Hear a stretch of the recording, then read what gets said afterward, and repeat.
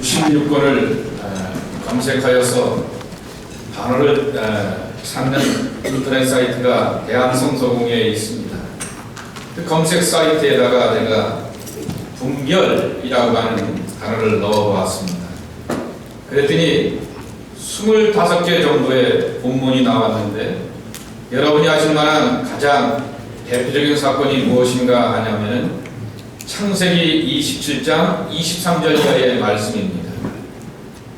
이삭이 나이가 많아서 에서와 야곱을 분별치 못하고 이 야곱을 에서인 줄 알고 축복하였더라라고 하는 이야기입니다. 잘못된 판단, 잘못된 그러한 선택 가운데서 축복하여서 이 이삭 제사장이자 그리고 족장이었던 그의 손길로 인하여서 바로 엉뚱한 축복이 이어지게 되었다라고 하는 거죠. 거기에는 나이 많아라고 하는 익스큐즈 하나 담겨져 있습니다. 나이가 많고 눈이 보이지 않기 때문에 이 판단을 잘못하였다라고 하는 것에 대한 이유를 달고 있는 것이죠. 네, 여러분 곰곰이 한번 생각해 보시기 바랍니다. 나이가 적다라고 해서 안 속습니까? 또 똑똑하다고 잘났다라고 해서 안 속습니까? 속이자고 하는 마음을 먹게 되었을 때 속을 수밖에 없는 현실인 것이지. 그래 우리는 나이 많아 혹은 영어를 못해 또 배운 것이 짧아 라고 하는 세상의 조건을 가지고서 변명할 것이 아니라 우리를 향하여서 속이고자 하는 현실의 삶과 환경 가운데서 정말 하나님의 뜻을 찾아가고 하나님이 원하신 바를 분별해 가는 것이 참으로 중요하다라고 하는 것입니다. 몇 번을 강조하여서 말씀을 드리지만은 신앙의 최고의 덕목, 완성과 완숙미를 보여주는 것은 분별의 사람이 되는 것이라고 하는 것이죠. 이 분별은 두 가지를 해야 합니다. 하나는 하나님의 뜻, 하나님의 음성, 하나님의 원하시는 바를 깨달아 알아가는 삶이죠. 도대체 하나님의 뜻은 어디에 있는가 라고 하면서 구하고 찾는 것은 대개 보게 되면은 개인적인 삶 가운데서 이루어지게 됩니다. 또 한 가지의 분별은 사회적인 분별이라고 하는 거죠. 가장 가까운 자식조차도 제 몸과 재산과 미래를 위하여서 지아버지를 얼마든지 속일 수 있는 우리 그 시대 속에서 우리가 살고 있다라고 하는 것이죠. 제가 미국 신학교에서 2003년서부터 공부를 하면서 제 전공이 한국에서는 조직신학이었지만은 이 미국에 와서는 기독교 윤리를 전공하게 되었습니다. 그때 배웠던 한 과목이 뭐냐라고 하면은 분별입니다. 영어로 표현하면 discernment이라고 하는 단어입니다. 13주 동안 첫 시간은 인트로 시간이었고 나머지 12주 가운데서 6주는 세 권의 책을 가지고서 금방 말씀드리게 되었던 개인의 삶 가운데 하나님의 뜻, 하나님의 계획, 하나님의 원하시는 바 음성이 뭐지? 라고 하는 것을 헤아리면서 분별하는 것에 대하여서 함께 묵상하고 연구하며 함께 나눴던 시간이 있습니다. 근데 그때 또 한 가지를 이렇게 배워놓고도 언젠가는 한번 교인들과 나누고 가르쳐야지 라고 하는데 그러지 못한 아쉬운 것이 하나 있는데 뭐냐라고 하면은 사회적이고 역사적인 사건에 대한 분별이라고 하는 것입니다. 요새 교인들만큼 가짜 뉴스에 나팔수가 되어서 흥분하고 잘못된 정보와 지식을 전하고 전하는 것으로 끝나는 것이 아니라 행동하고 움직이며 설치는 사람들이 얼마나 많이 있습니까? 그래서 제가 28년 만에 마음을 접고 뜻을 접어서 왜 사회적인 설교를 안 하려고 하게 되었는지 그것에 대하여서 다음 주에 말씀을 드리겠지만은 사회적인 이슈와 뜻 앞에서 우리가 어떻게 분별할 것인가 라고 하는 그러한 설교를 준비하고 있습니다. 오늘은 개인적인 분별 그것을 다시 한번 나눠보려고 합니다. 본문의 말씀을 설명을 드린다고 하면은 사도 바울이 두 번씩이나 반복하여서 짧은 본문 5절밖에 안 되는 본문 가운데서 두 번씩이나 반복하여서 빌립보 교회와 교인들을 축복하면서 내가 당신들을 위해서 계속해서 중보기도 하겠습니다 라고 하면서 기쁜 마음과 기특한 마음 가운데서 이 빌립보 교회들을 향하여서 권면하고 있는 것입니다. 이 중보기도의 핵심의 내용이 뭐냐라고 말하게 되면 두 가지입니다. 첫째로는 6절입니다. 함께 다시 한번 읽어보겠습니다. 시작.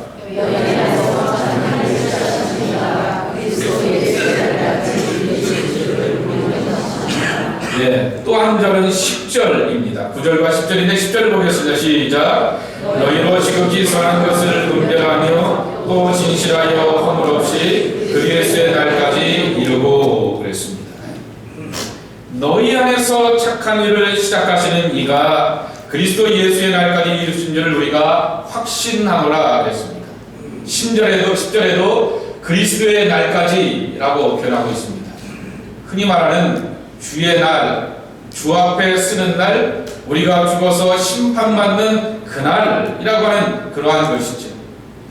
쉽게 말한다고 하면은 죽을 때까지 이렇게 살았으면 좋겠다라고 하면서 그렇게 살기를 위해서 내가 여러분들을 위하여서 간절한 마음으로 중보 기도하겠습니다 라고 하는 것입니다.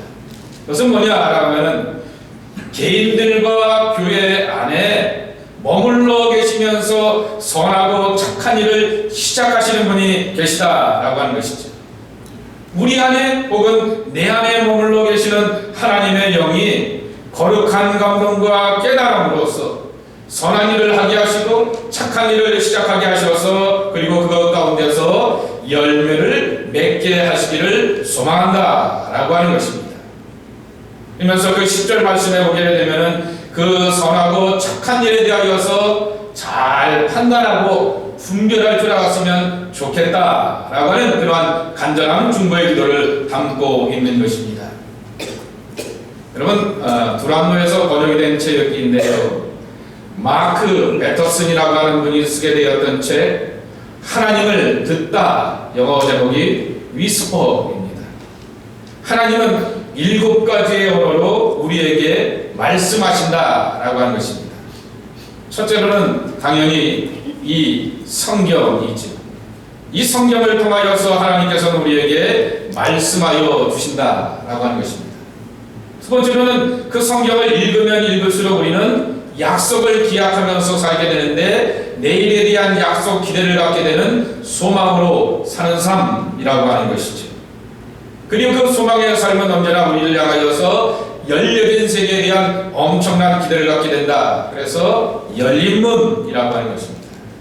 그리고 그러한 것들이 우리를 향하여서 어떻게 바꿔나가냐면 꿈의 백성으로 바꿔가게 된다라고 하는 것입니다. 다섯 번째, 하나님께서는 어떤 언어로 우리에게 말씀하시냐라고 하면은 사람을 통하여서 이렇게 말씀하여 주신다라고 하는 것입니다. 여섯 번째로는 인도하심입니다.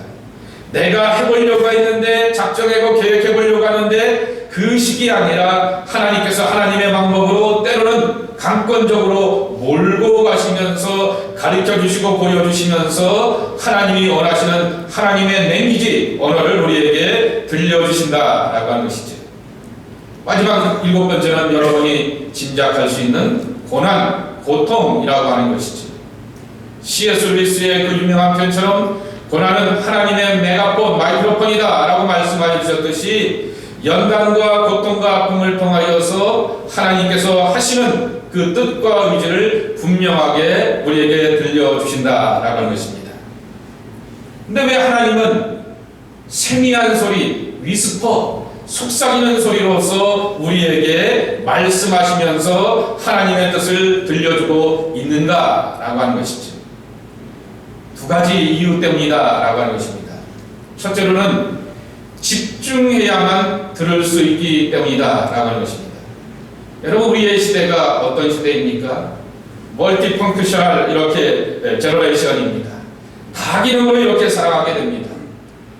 아까도 중학생 하나가 박정호 목사님하고 예배 끝나고 이렇게 올라와서 보는데 여기는 스마트폰 놓고 목사님이 뭐 물으니까 대답은 그냥 쳐다보지도 않고 이렇게 네 하면서 이러고 있습니다. 옛날 같으면 상상을 못했던 거죠. 애가 어른 앞에서 눈도 맞추지 않고 이렇게 기계나 만지면서 하는데 요새 시대가 다 이렇게 그러한 시대입니다. 예를 들면 저 같은 경우도 집에나 교회나 꼭 컴퓨터 모니터가 2개입니다. 이유는 분명합니다. 한쪽에는 성경 본문을 3개 내지 4개 이렇게 번역판을 갖다 놓고 또한 보기 위하여서 그렇게 모니터를 2개 쓰게 됩니다. 한 번은 그 모니터를 40불 주고 사기 위하여서 가다가 타이어가 빵꾸 나는 그런 잘못도 있기도 하였지만은 꼭 그렇게 하면서 모니터를 더 해놓는 이유는 바로 그 다양하게 더 많이 한꺼번에 해봤으면 이라고 하는 그러한 그러한 마음이 있는 것이죠. 그런데 이렇게 하다 보게 되면은 놓치는 것이 있습니다.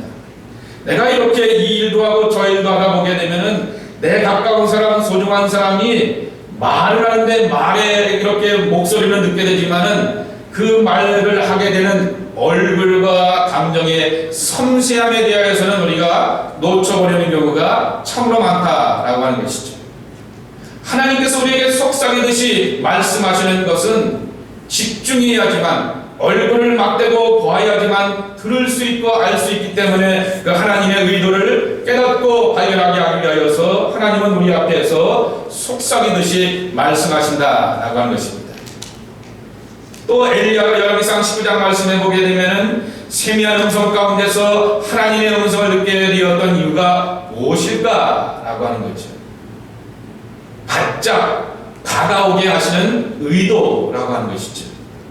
하나님은 그 열왕기상 19장 말씀에 보게 되면 천지를 가르치고 산을 요동시키시면서 모든 것들을 다 움직여 갈 수 있는 자연적인 초자연적인 능력의 하나님이시지만은 엘리야에게 세미한 음성으로 말씀하시게 되었던 것은 네가 나를 향하여서 마음의 거리, 믿음의 거리, 물리적인 거리를 더 가까이 하고 바짝 내게 다가왔으면 좋겠다라고 하는 그러한 의도라고 하는 것이죠. 하나님과의 더욱 친밀함을 위하여서 하나님께서는 그러한 방법을 쓰기도 하신다라고 하는 것입니다. 이 마크 베더슨의 책에 보게 되면은 이러한 예화가 하나 있습니다. 프랑스의 오페라 가수가 음을 내지 못하는 문제로 인하여서 이 가수가 노래를 못합니다. 오페라 가수가 노래를 못하게 되니까 그 문제를 해답을 찾기 위하여서 이비인후과 의사를 찾아가게 됩니다. 의사들마다 이렇게 다 진단을 해보게 되는데 제대로 그 결과가 나오지 못하게 되고 치료를 하지 못하게 됩니다. 근데 한 이비인후과 의사가 그 치료의 방법을 찾게 되었는데 이 가수에게 있어서는 목의 문제가 아니라 듣는 것에 문제가 있었다라고 하는 것이죠. 청각의 장애가 왔기 때문에 말하고 노래하는 것에도 그렇게 어려움을 겪게 되었다라고 하는 것입니다. 하나님은 우리 안에 성령으로 함께 하신다라고 하는 것입니다.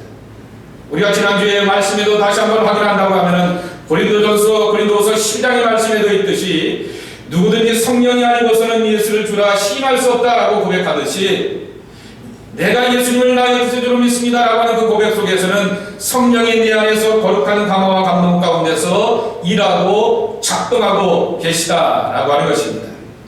그런데 내가 예수를 믿고 구원의 사람으로서 사는 것으로 끝나시면서 성령은 떠나시는 것이 아니라 여전히 내 안에 머물러 계시면서 오늘 6절 말씀에 들려주기를 내 안에서 선한 일을 시작하게 하신 분이라고 이렇게 소개하여 주고 있다라고 하는 것이죠. 내가 성령의 감화와 감동을 따라 듣고 행하면서 실천하며 믿음과 삶의 열매를 맺게 하시는 분이 바로 하나님의 성령이라고 하는 것입니다. 그래서 여러분 9절과 10절 한번 스크린에 올려주시고요. 그 단어를 제가 한번 이렇게 정리해 보겠습니다. 9절에 보게 되면은 이제 두 번째 중보 기도를 빌립보 교인들을 향하여서 하면서 내가 기도하는데요. 첫째로는 너희 사랑을 지식과 모든 총명으로 더욱 풍성하게 하고 그랬습니다. 여러분 사랑의 사람이 되십시오. 그런데 그 그 사랑 안에는 뭐가 있어야 되냐면은 지식과 모든 총명이라고 하는 것입니다. 여기서 말하는 지식이라고 하는 것은 심화된 지식, 논리적인 깊이가 있는 지식이라고 하는 것이죠. 알아도 그냥 어디서 이렇게 유튜브나 이렇게 이러한 인터넷을 보면서 대충 하는 그러한 자료가 아니라 한 분야에 대해서 전문가를 통하여서 파고들고 알고 깨닫게 되었던 깊이 있는 그 지식, 그것을 아는 여러분이 되었으면 좋겠습니다. 사랑에 이게 더해졌으면 좋겠습니다. 라고 하는 것입니다. 두 번째로는 모든 총명으로 더 풍성케 하사 그랬습니다. 여기서 총명이라고 하는 히라보 단어는 뭐냐면은 아이스 데세이라고 하는 단어를 쓰고 있습니다. 그 말의 뜻은 뭐냐라고 하면은 세상의 아픔에 공감하는 감수성이라고 하는 것입니다. 어떤 일이 있고 어떤 문제가 있어서 그 일과 문제 앞에서 상처를 당한 사람이 있으면은 저 사람이 저래서 그것에 대하여서 단면적으로 보는 것이 아니라 여러 측면에서 보고 하나님 아버지의 마음과 예수님의 심장과 심정을 가지고서 헤아리는 그러한 공감의 감수성이라고 하는 것입니다. 그러니까 결국 성령 안에서 살고 성령의 다스림을 받는다라고 하는 것은 우리가 사랑의 사람이 되는 것인데, 그 사랑이라고 하는 것은 깊이도 있을 뿐만 아니라 또한 품을 수도 있는 그러한 마음, 전인적인 그러한 그 감화와 감동을 하나님의 성령 안에서 다스림을 받아야 된다라고 하는 것입니다. 그래서 그러한 다음에 분별하여 라고 이렇게 표현하고 있는 것을 보게 됩니다. 10절 말씀에 보게 되면 지극히 선한 것을 분별하여 라고 하는데, 분별한다라고 하는 말이 도대체 뭐냐라고 하는 것이죠. 가치 있는 것을 판단하고 조사한다라고 하는 거죠. 내가 하나님의 나라의 백성이 되고 하나님의 자녀가 되었는데 도대체 뭐가 내 삶의 가치가 있고 의미가 있는 것일까 라고 하는 것이죠. 이것을 더 쉽게 예수님의 가르침으로 표현한다면 예수님의 3년 만의 가르침이 뭡니까? 라고 하게 되면 하나밖에 없습니다. 하나님의 나라입니다. 하나님의 나라는 이렇다, 하나님의 나라는 저렇다, 너희 안에 하나님의 나라를 품으라 라고 말씀하셨던 그 하나님의 나라에 대한 그 가치와 뜻과 마음을 가지고서 섬겨가라 라고 하는 것이죠. 그럼 도대체 이렇게 착한 일을 시작하게 되어서 분별의 사람이 되어서 선한 일을 하게 되었던 빌립보 교인들의 실제는 뭘까? 라고 하는 것이죠. 첫째로는 고린도후서 8장 1절과 2절 말씀해 보게 되면은 당시의 초대교회 어머니 교회였던 예루살렘 교회에 큰 흉년, 기근을 맞이하게 되었습니다. 이 큰 흉년을 맞이하여서 예루살렘 지역과 교회가 어려움을 당하게 되었을 때 많은 기부금, 구제금을 내어서 그 교회의 형편에 넘치는 구제를 따라서 이 어머니 교회를 도와주게 되었다라고 하는 것입니다. 언젠가 설교 때도 말씀을 드렸듯이 예루살렘 교회가 흉년을 만나고 기근 가운데 있으면서 그 어려움을 당하게 되자 이 교회를 좀 도와줍시다, 우리 어머니 교회를 도와줍시다 라고 하면서 제일 먼저 손들고 발의한 교회, 시작한 교회는 고린도 교회였습니다. 그래놓고는 싸움이 일어나게 되었습니다. 헌금을 왜 거기다 쓰냐라고 하는 거죠. 왜 돈을 내가 내는 만큼 헌금만 하는 것이지 왜 또 강요하여서 엑스트라로 이렇게 강조하느냐라고 하면서 교회 안에서 여러 불평이 나오게 되었고, 심지어는 사도 바울이 이 땅주머니 창간이냐라고 하는 그런 비난과 의심도 함께 있게 되었다라고 하는 것이죠. 그래서 사도 바울이 헌금에 대해서 강조하는 유일한 그 성경의 그러한 일이 고린도 교회에 나오는 그 본문밖에 없다라고 하는 것이죠.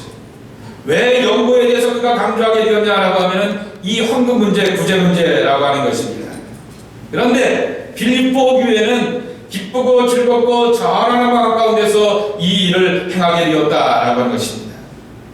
빌립보서 4장 16절 말씀해 보게 되면은 이런 말씀도 있습니다. 내가 데살로니가에 있을 때에는 너희가 한두 번 나이랬을 것을 보내어 주었다 라고 말씀하고 있습니다. 그러니까 사도 바울이 사역하는데 그 사역의 뒷바라지를 이렇게 해주기도 하였던 교회가 바로 이 빌립보 교회라고 하는 것이죠. 지난 동해 때 여러분 빌립보서의 배경을 잘 들었을 것입니다. 에바브로디도라고 하는 젊은이가 와서 이 사도 바울에게 함께하였던 이유는 하나밖에 없다라고 하는 것이죠. 사도 바울이 몸과 감옥에 갇히게 되었더니 감옥에 갇히게 되었던 바울을 위하여서 영치금 감옥 생활하면서 감금 상태에 있으면서 쓸 수 있는 돈을 뒷바라지하기 위해서 보내주고 것에 대하여서 감사하면서 교회 상황을 듣고 건면하게 되었던 편지가 이 빌립보서라고 하는 얘기를 여러분 기억하시게 될 것입니다. 작은 교회임에도 불구하고 섬기고 구제하고 그리고 전도하는 선한 일에 착한 일에 일치된 마음 가운데서 하나님 앞에 나아가는 아름다운 모습을 보여주었기에 너희 안에 선한 일이라고 하면서 그들을 향하여서 칭찬해 주었다라고 하는 것입니다. 주석학자들의 공통적인 의견이 뭐냐라고 하면은 사도 바울은 이 빌립보 교회에 대하여서 큰 애착을 갖고 있는데 그 첫째로는 첫사랑이기 때문이다라고 하는 것이죠. 자신이 첫 번째 공식적으로 스스로의 힘으로서 이렇게 다른 사역자들과 없이 개척하였던 교회가 바로 이 빌립보 교회이기 때문에 첫사랑의 마음을 가지고 애착이 있게 되었지만은 또 한 가지 이유는 갈라디아 교회나 이 고린도 교회와 같이 큰 문제가 없이 소소한 문제는 비록 있다 할지라도 큰 문제 없이 연합하여서 하나님이 원하시는 선한 일을 일어나게 되었다라고 하는 것입니다. 도대체 이 힘과 바탕이 어디서부터 오게 되었는가라고 하는 것이죠. 한 사람 한 사람이 성령의 다스림과 감동 가운데 임하게 되어서 또한 하나님께서 원하시는 새로운 일들을 이루어가게 되었고 그것이 바로 구체적인 행동으로 나타나게 되었다라고 하는 것입니다. 여러분 마가복음 3장 29절 말씀을 보게 되면 예수님께서 이러한 이야기를 하시게 됩니다. 사람의 모든 죄와 모든 모독하는 일은 사심을 얻되 그랬습니다. 근데 어떤 번역에 보게 되면 사람의 모든 죄와 인자를 모독한 일은 사심을 얻되 그랬습니다. 쉽게 말하면 사람이 살아가면서 짓는 죄와 예수님을 심지어는 모독한 일조차도 사심을 얻게 되지만은 누구든지 성령을 모독하는 자는 영원히 사심을 얻지 못하고 영원한 죄가 되느니라 라고 이렇게 말씀하여주고 있는 것입니다. 왜 이런 말씀을 하셨을까라고 하는 것이죠. 하나님의 성령이 내 안에 머물러 계시면서 하나님의 선한 일, 옳은 일, 좋은 일을 향하여서 스스로 감동을 넣어주셨고 깨닫게 하시고 자원하게 하시는데 그 자원하는 것을 향하여서 발걸음을 내딛고 헌신하여 가는 것은 바로 하나님 앞에서 내가 성령의 감동을 따라 살아가는 사람의 참모습이라고 하는 것입니다. 여러분 예수님께서 이 말씀을 하시게 되었을 때 앞뒤 배경을 보게 되면은 이런 배경을 담고 있습니다. 갈릴리 가나 이 나사렛 동네를 가게 되었더니 집안 사람들 그리고 예수님을 잘 아는 가까운 사람들이 예수님이 미쳤도다 라고 이렇게 얘기를 하게 됩니다. 그리고는 12 제자들을 예수님께서 택하시고 불러놓으신 다음에 그들에게 이 말씀을 하시게 되었다라고 하는 거죠. 결국 이 말씀의 요지는 뭐냐라고 하면은 내가 30이라고 하는 젊은 나이 가운데서 하나님의 나라를 선포하게 되고 사람들의 병을 고쳐가며 다른 사람들 가운데서 감히 권위를 갖고 하나님의 일을 하게 되었던 것은 내 안에 머물러 계시고 나를 다스리고 주관하시는 성령의 감화와 감동을 따라서 행하는 착한 일일 뿐이다 라고 하는 것이죠. 나도 나의 의지로 살아가는 것이 아니라 내 안에서 주관하시고 감동 주시는 하나님의 성령의 다스림과 부르심으로 나가는 길이다 라고 하는 것이죠. 그러면서 내가 성령을 따라 순종하였듯이 나를 일하게 하시고 사역하게 하시는 성령에 대하여서 모독하지 말라 라고 하는 거죠. 그리고 성령을 모독하는 자는 결코 사심을 받지 못한다 라고 하는 그러한 말씀을 하시게 되었다 라고 하는 것입니다. 독일에 유명한 신학교가 하나 있습니다. 튜빙겐 대학이 일반 대학으로도 유명하지만 그 안에는 신학부가 참 유명한데요. 그곳에서 조직신학을 가리키는 미하일 베커라고 하는 분이 하나님의 영이라고 하는 그러한 책을 쓰게 되었습니다. 성령에 관한 이야기이죠. 거기에 보게 되면은 성령에 대하여서 조직신학자답게 여러 가지로 교리적으로 논리적으로 쭉 쓰다가 뒤편에 가게 되면은 실제 이야기가 나오게 됩니다. 어떤 실제 이야기가 나오냐고 하면은 오순절 성령운동이라고 하면서 자신이 1980년대 말에 한국을 방문하게 되면서 순복음교회를 방문하게 되었고 이렇게 오순절 계통의 교회를 방문하게 되면서 성령운동의 실제를 보게 되었다라고 하는 거죠. 그런 다음에 그가 그런 모든 것을 보고 이렇게 한마디로 평가하게 됩니다. 멀리 계신 성령을 가까이 계신 분으로 경험하고 확인하게 되었던 것이 오순절 성령운동이다 라고 하는 것이죠. 인간의 신학, 인간의 머리로서 교리로서 대체 설명할 수도 없는 것이 삼위일체의 교리이고 또한 하나님의 성령에 대한 설명이었는데 자기가 신학자로서 목사로서 강단에서 선포해보게 되었을 때는 왠지 거리가 있게 되었지만은 그러나 실제의 삶 가운데서 아픈 자가 위로함을 얻게 되었고 병든 자가 고침을 받게 되었고 삶의 갈등과 연약함 가운데서 담대함을 얻게 되었던 힘과 원동력이 하나님께서 성령으로 그들 가운데서 일하셨구나 라고 하는 것을 깨닫고 알게 되었다라고 하는 것이죠. 그래서 멀리 계신 성령을 가까이 계시는 분으로 경험하고 확인하게 되었던 것이 한국의 오순절 운동이다 라고 이렇게 그가 평가를 하게 되었다라고 하는 것입니다. 그러면서 그는 이러한 글을 하나 인용합니다. 유명한 신학자 칼바르트의 글을 인용하면서 하나님의 성령은 인간의 오성의 친구이다 라고 말하게 됩니다. 오성이 뭔지 아시죠? 이성을 뛰어넘어서 이러한 감성과 어떠한 본능이라고 하는 것이죠. 하나님을 알아가는 그 본능, 그것의 친구가 되는 분이 바로 하나님의 성령이시다라고 하는 것이죠. 다시 표현한다고 하면 나라고 하는 존재의 삶 전체를 통하여서 내가 얼마든지 하나님과 교류할 수 있고 하나님이 원하시는 뜻과 의성을 깨달아 알 수 있는 것은 내 안에 머물러 계시면서 내 안에서 선하고 착한 일을 행하시는 하나님의 성령을 통하여서 이루어지게 되는 삶이다라고 하는 것입니다. 고장로님 이야기를 하나 하겠습니다. 우리 교회 고장로님 말고요. 고창익 장로라고 하는 분이 계십니다. 이 한국교회 이야기에 보게 되면은 이분의 이 이야기가 나오게 되는데요. 이분이 저 평양의 시장동에서 유명한 깡패 중에 하나였습니다. 김익두 목사처럼 그런 깡패 중에 하나인데 누구를 만났냐면은 캐나다의 이 토론토 대학 출신의 게일 선교사를 만나게 되었습니다. 게일 선교사를 만나게 되면서 전도를 받게 되었습니다. 근데 전도받게 되었을 때 성경 본문이 뭐였냐라고 하면은 야곱 이야기였습니다. 야곱이 변하여서 이스라엘이 되고 이름만 바뀐 게 아니라 운명이 바뀌고 미래도 바뀌듯이 당신이 하나님을 만나고 경험하게 되면은 얼마든지 미래가 바뀔 수 있다라고 하는 그런 말씀을 듣고 전도를 받게 되었습니다. 그의 진정한 마음과 집중적인 그런 전도를 따라서 이 계열 선교사를 따라서 이 고창익 그 장로가 회심을 하게 되었습니다.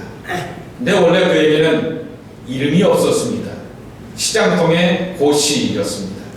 부모가 이름을 막 지어줬기 때문에 사람들 앞에서 창피하여서 이름이 뭐냐 하면 이름도 얘기하지 않고 그냥 고씨라고 불러달라 이렇게 얘기를 하게 되었던 거죠. 근데 그날 밤에 그가 꿈을 꾸게 되었는데 창세기에 나오게 되는 야곱의 꿈을 다시 자기도 한번 꾸게 되었던 것이죠.